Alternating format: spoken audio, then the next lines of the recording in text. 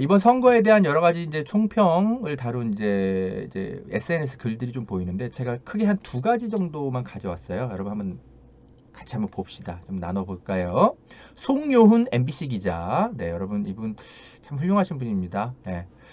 저랑 생각이 좀 많이 비슷한 분이기도 하고 여러 가지로 참 글도 참 차분하면서도 차분한데 내용은 굉장히 뜨거워요. 예, 그래서 제가 이 송혜원 선배의 글을 참 자주 보는데 이번에도 좀 눈에 띄어서 가져왔습니다. 한번 보십시다.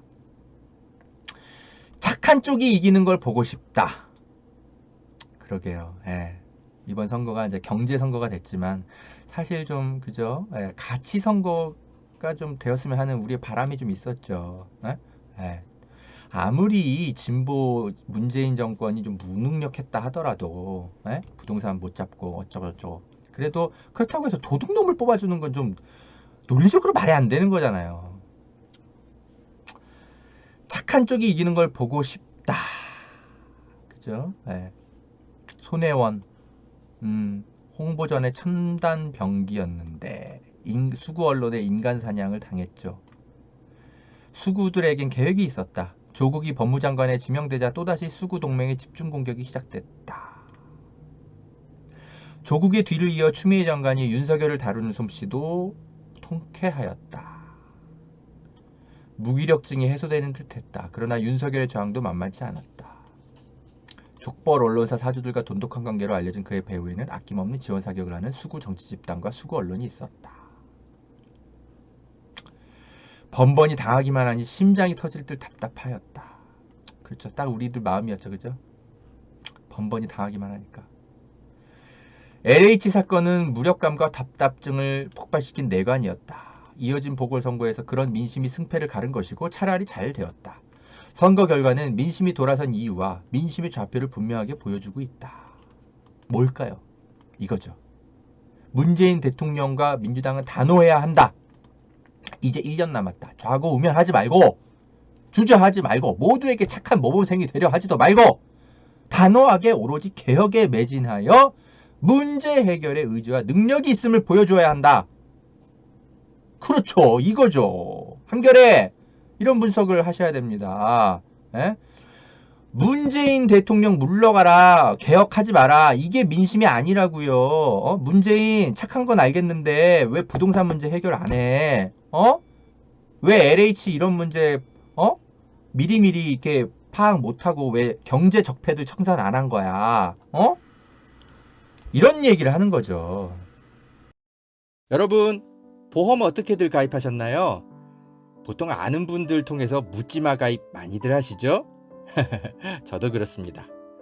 그러다 보니까 내게 꼭 필요한 보장들은 포함됐는지, 지금 내가 내는 보험료는 적당한지 모르는 경우가 태반이죠. 이런 분들을 위해 전문 보험 클리닉 업체 더 착한 보험 클리닉을 소개해 드립니다. 허재현 기자를 후원하시는 분들이 모여있는 곳이니까 객관적이고 착한 상담해주는 업체 같아요. 상담 받으실 때 허재현 기자 방송 보고 연락합니다 하고 말해보세요. 업체에는 제가 말해놓겠습니다. 이 광고는 허재현TV 유튜브 방송 수익 구조 개선을 위해 마련되었습니다. 고맙습니다.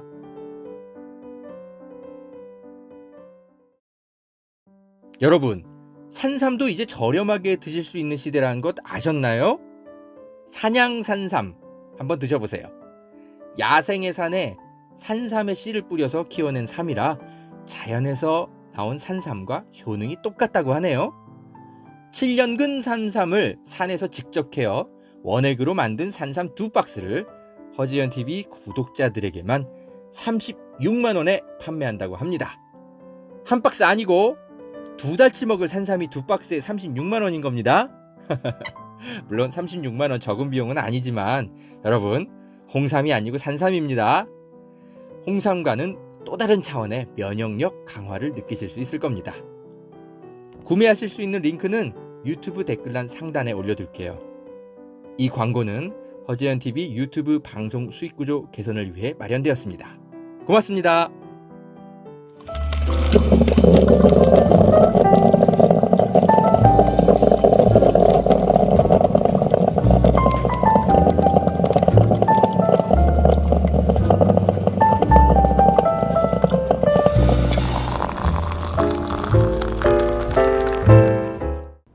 그러니까 한겨레는 친문은 무조건 물러가라. 친문이 어떻게 비대위원장을 맡아. 이런 얘기만 할 게 아니라 친문이든 비문이든 누가 됐든지 간에 강하게 개혁을 끌고 가서 국민의 마음을 얻을 수 있을 만한 개혁을 진행해라. 이런 사설을 써야죠. 이게 여론 아닙니까? 저는 그렇게 분석이 되는데요. 예.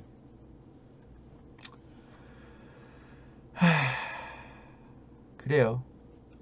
그것이 이번 선거의 의미다. 착한 쪽이 이기는 걸 보고 싶다. 악화가 양화를 구축하는 걸 지켜보는 건 끔찍하다. 무기력해서 싫다.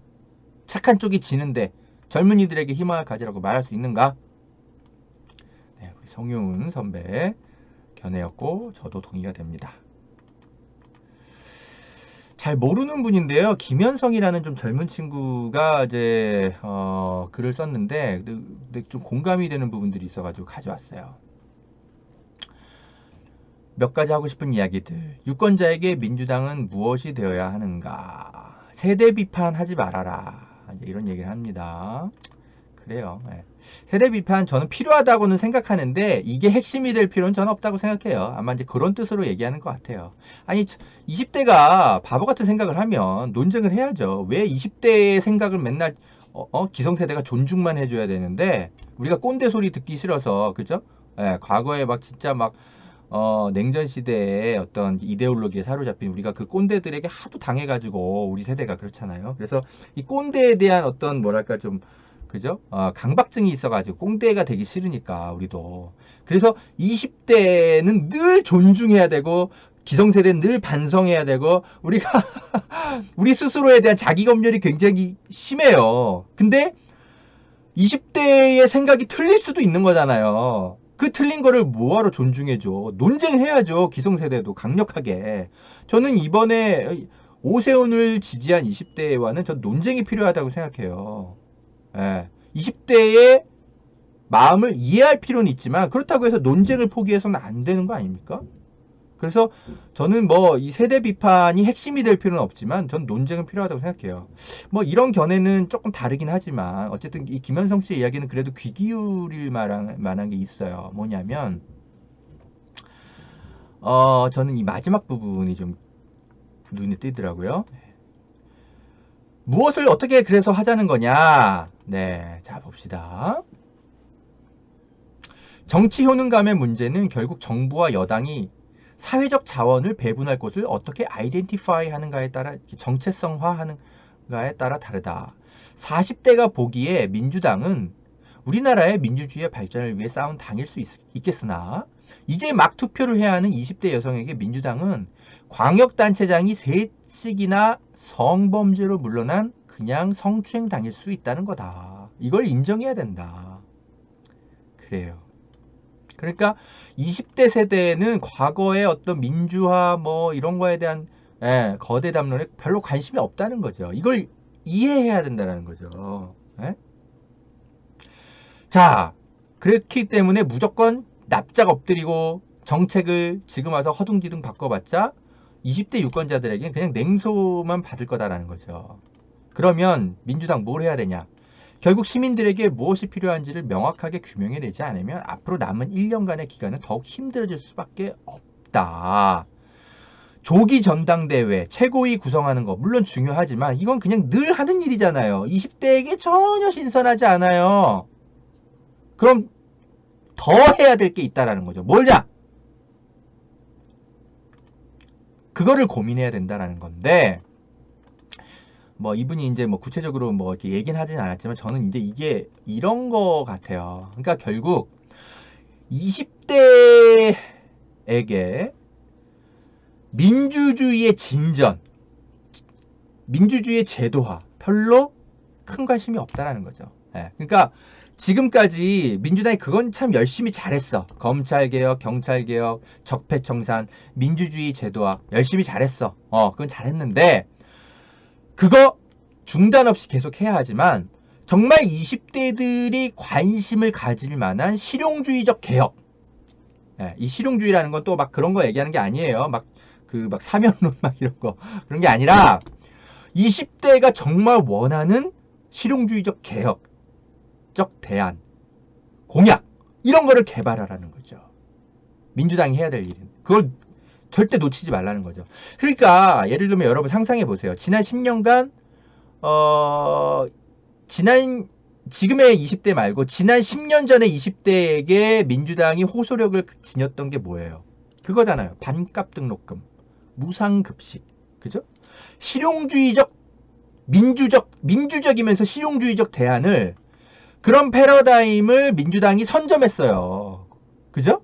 그래서 그 10년 전에 20대, 30대에게 굉장히 호소력이 있었단 말이에요. 민주당이. 그런데 지금의 민주당의 모습을 보세요. 딱히 20대가 관심 가질 만한 실용주의적 공약, 딱히 기억나는 거 있습니까? 새롭게 정말 생각해보지도 못했던 그런 거 있어요? 저는 기억이 나는 게 없는데요. 예. 그런 걸 개발해야 된다는 거죠. 예? 예를 들면 뭐 그런 거 있잖아요. 뭐 서울대 해체, 진짜 막 파격적으로, 그렇게 해서 프랑스처럼, 그냥 국가 공립대학, 그거 위주로 간다. 뭐 예를 들면 뭐 그렇게 한다든지, 아니, 예를 든 거예요. 예.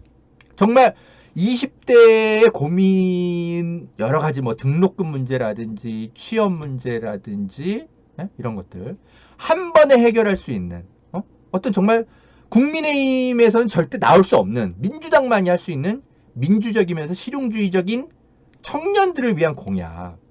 예. 뭐 청년 주택 만들고 뭐 이런 거는 너무 많이 해왔잖아요. 그러니까 그런 거 중요한데 잘했어요. 잘했는데 좀 더 파격적인 거, 생각해보지 못했던 서프라이즈, 예? 이런 거 해야 된다는 거죠. 10년 전에 무상급식 되게 서프라이즈 했잖아요. 솔직히 아예 없던 정책이었잖아요.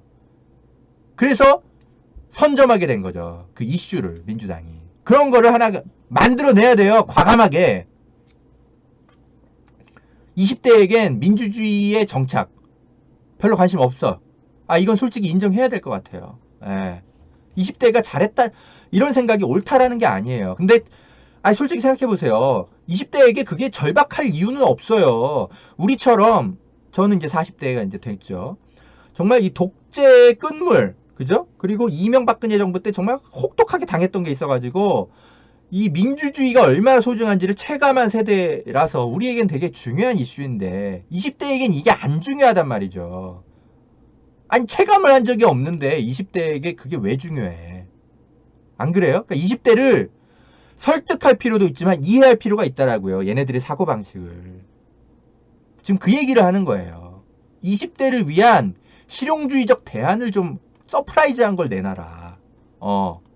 민주주의 이런 얘기만 하지 말고, 민주주의는 40대 이상한테 계속해. 호소력이 있으니까 좋은데 20대에 맞춤형, 서프라이즈한, 국민의힘은 상상도 못할 만한 그런 공약을 반드시 민주당이 찾아내야 됩니다. 그런 걸 좀 잘하는 게 이재명 지사이긴 하죠. 그분 가끔 막 천재적인 아이디어를 막 팍 하고 내버리잖아요. 제가 뭐 이재명 지사를 뽑으라는 얘기가 아니라 어쨌든 그런 방식의 상상력을 담은 정말 놀라운 제안들을 20대에게 반드시 1년 안에 뭐 하나 찾아내야 됩니다. 안 그러면 내년 선거 20대 마음 돌리기 어려워요. 냉정하게 봐야 됩니다. 김현수 씨가 누군지 모르겠는데 아주 뼈 때리는 얘기 한 것 같아요. 자, 여러분, 이번 선거와 관련해서 중요한 분석들 좀 여러분과 함께 나눠봤고요. 요 얘기부터 좀 마무리하고 끝내죠. 윤석열이 지지율이 뚝 떨어졌대요. 이번에 이제 지방선거 한 보름 치르면서 윤석열이 이제 여론에서 사라졌죠. 그러니까 이분의 지지율이 얼마나 실체가 없는지, 사상누각인지 이번에 보여주는 것 같아요. 이재명 경기도지사가 24% 이제 그대로 나왔고요. 지난번 이제 여론조사 때 이재명 지사보다 앞섰던 25%를 받아 윤석열 검찰총장이, 전 검찰총장이 7%포인트나 떨어졌다고 하네요. 그래요. 이런 건 바람직하네요. 그러니까 이재명 지사가 어떤 실력이라든지 이런 면에서 이제 공고한 어떤 지지층이 생겼다라는 거죠. 예. 근데 이낙연 지사도 좀 치고 올라와야 됩니다. 예, 이렇게 벌써부터 민주당에 단 한 명으로 이렇게 후보가 결정되는 것은 민주당에게 별로 이롭지 않아요. 대중들은 경쟁, 경쟁 속에서의 나오는 뭐 신선한 어떤 공약 제시 이런 거에 호감을 갖거든요. 근데 이재명 지사 하나로는 절대 안 좋습니다. 오히려 민주당에. 그래서 이낙연 지사가 아까 제가 되게 쓴소리를 많이 했는데 절치부심해서 한 3, 4개월 고민하셔가지고 이재명 지사와 제대로 진검승부를 다시 한번 하셨으면 좋겠어요.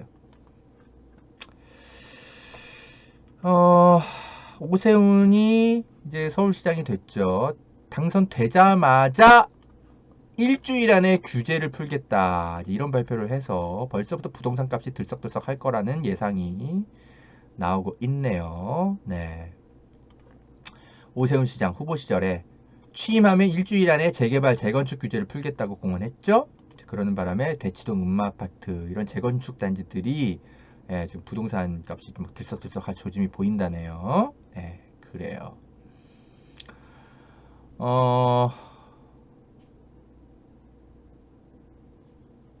서울시장이 민간 재개발, 재건축 규제 완화를 강조하는 것이 전체 서울 집값을 자극하는 요인으로 작용한다는 지적이 나온다.